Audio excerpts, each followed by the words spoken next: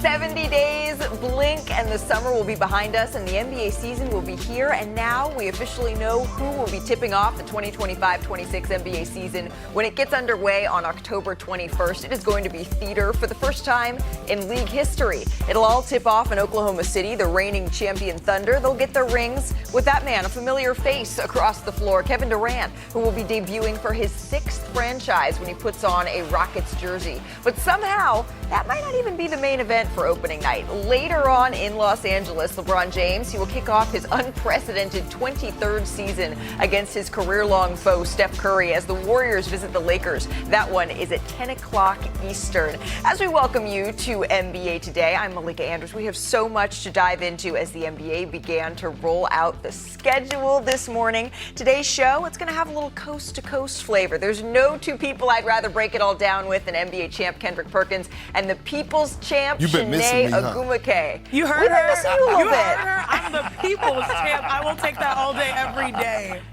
Stamp it, People's Champ, my champs. And Perk, hit me with one word. I know it's been a while, so you probably got a few, but just one word to describe this opening night slate that we just saw. Well, before I give you the word, Malika, I'm going to give you this word before my word to describe. Here we go already. It's hot. Preacher Perk. Now, I know I haven't been in the studio in a minute, but turn the damn AC on. Yeah, we have a little bit of a humidity situation, but you should be used to this. We from the H. Come on, bro. Yeah, but look, I'm going with the OGs. That's the word to describe opening night, right? Ladies and gentlemen, boys and girls, you went to the circus before. The greatest show on earth, right? In respect to the champs, their ring ceremony in Oklahoma City Thunder, but damn it, KD, LeBron James, Steph Curry is the attention, right? It's still their league. They attract the eyeballs. They're still the faces of this game, and that's why they're going to be on display for opening night, the OG. So if you're going to say this is a circus, my question is, who's the ringleader of that circus? Because the NBA is going to be really interesting with all the power moves. Malika, my word is trifecta. I wish I went first because we're on the same type of time. Those OGs, they truly are the trifecta. I mean, this is the generation that we grew up on, and they're still in top-tier form. Kevin Durant going to my Houston Rockets. Steph Curry looking at his Warriors like, are we going to make some moves? And LeBron James finally has what Perk likes to say, a skinny Luka a little bit. So my word is trifecta to see which, star, which ringleader will really come out on top. I like it. I thought Perk was just going to stick with hot, but no, that's just to describe the studio. How about history? We get to see history in LeBron James, Kevin Durant, Steph Curry all suiting up, and Oklahoma City also getting their first ring in franchise history. So what do you say? With that history on the line, let's dive a little deeper here, and let's start in Oklahoma City because Kevin Durant will be back in Oklahoma to kick off the season, and a user posed a question to KD on social media. He asked this. He said, where will your mentals be on opening night when you watch the team that gave you everything raise a banner after you left them high and dry? Okay, that's direct. To which KD replied, well, finally, it's been 10 years. It's about time they won one. Perk, you played 5 seasons with KD in Oklahoma City. Do you think this is just going to be any other game for Durant? Do you think there's a little something more watching OKC raise that banner? Hell yeah, it's going to be more. And by the way, we have rubbed off, the NBA Today family have rubbed off on Adam Silver. The pettiness. I'm here for it. Damn it, yeah, the pettiness. Houston in OKC, KD in OKC. The fan base still have yet to give him a round of applause for returning. Now, all of a sudden, you got to see the great KD has to walk into that building and watch not only the franchise he left raise their first banner, but also watch the best franchise player ever at SGA be able to watch and get his ring. It's going to be smoke in the city. I wish I could be there. And if I'm KD, I go in the back. I don't want to watch it. If I'm KD, I come with the mindset that I want to upset them and disappoint and be a spoiler on their ring ceremony night. Yeah, I'm not mad Well, at they that. can be a spoiler of the season. Yeah, go ahead, Shanae. You're absolutely right. It could be a spoiler of the season. This is a team that finished, I believe, was it number 2, the Houston Rockets in the West, and they got the guy that fills all of their holes. But if you think about it, Perk, one thing you, me, and Malika, we all have in common is we were all in Oklahoma City, not just for the finals, but also the Western Conference Finals.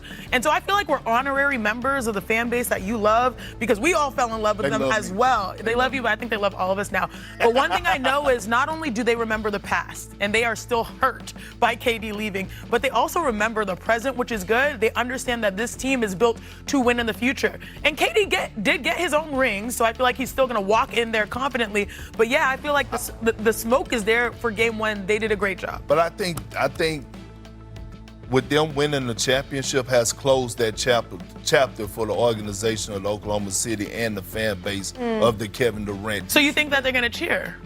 I'm not saying all that. We still may see some cupcake signs in there, but if you're OKC, you want to come out on a mission as well, right? We haven't had a back-to-back champion since the month of February. 8 years. And so you want to come back. You want to come back. You want to come back with a certain type of hunger, and you want to come out on your opening night and show that you're not satisfied, that you want more.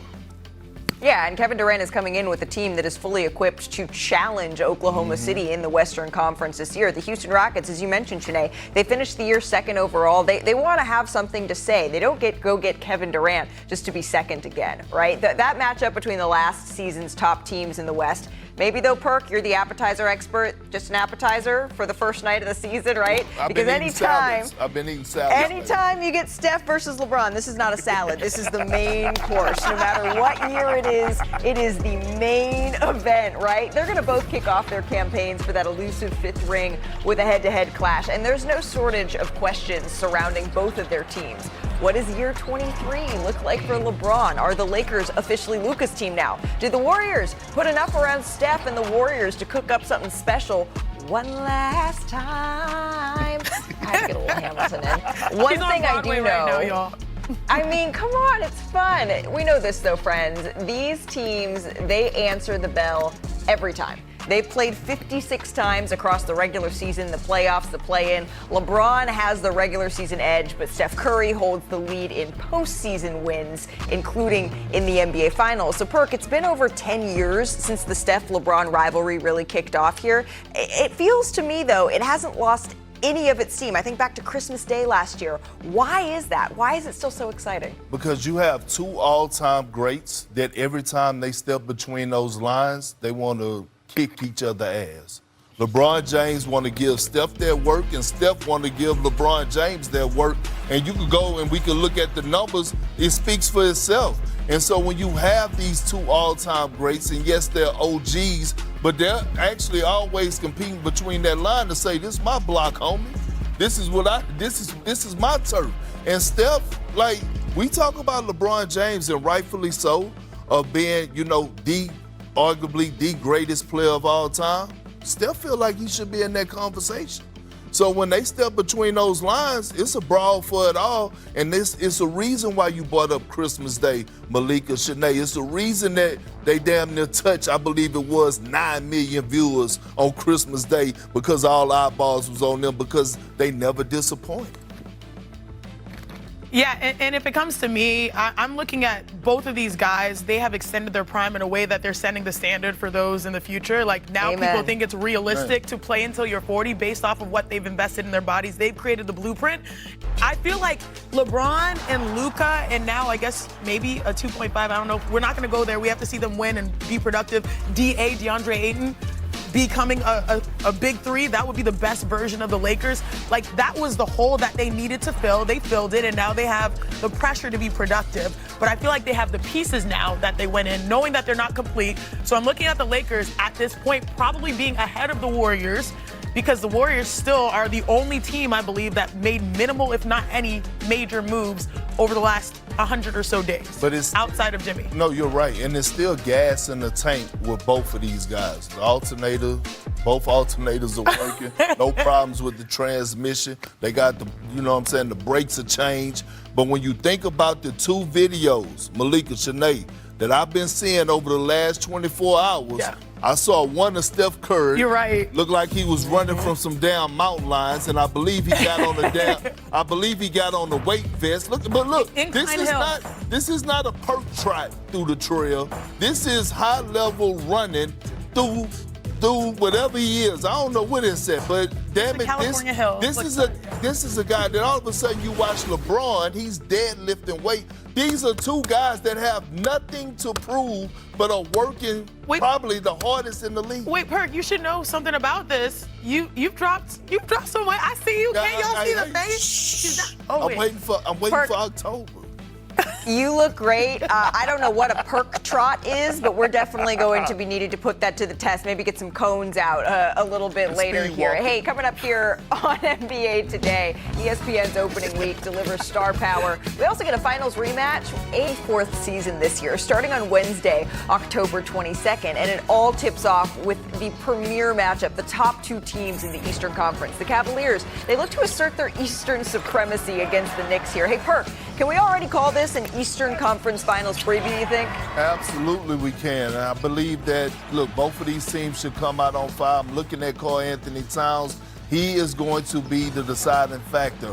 Whether or not he's in shape, is he going to be able to slide those puppies on the perimeter and defend at a high level and be able to battle that big duo that they have down low, the Cleveland Cavaliers do, and Jared Allen and Evan Mobley.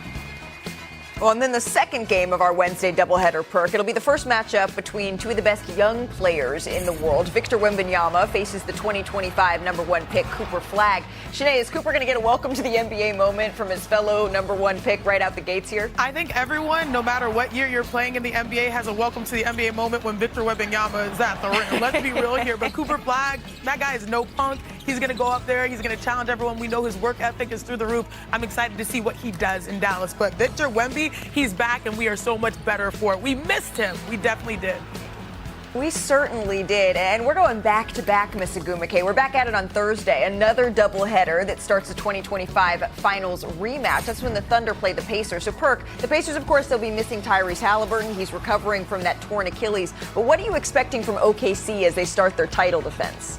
I expect them to hit the ground running. For us with the Thunder, I expect J-Dub to come back better. I'm looking at Chet Holmgren, and I'm saying this is his year to come out and pick up where he left off at the beginning of last season. And we know SGA is not satisfied. They brought basically their entire roster back. This team is going to be locked in. This team is going to be still hungry. I'm expecting big things from OKC. Yeah, you and me both. We wrap up our Thursday doubleheader with the Nuggets taking on the Warriors. So, Shanae, this is going to be our first glimpse of the new-look Nuggets. What do you expect from Denver this season? I have high expectations. You coming with me? Absolutely.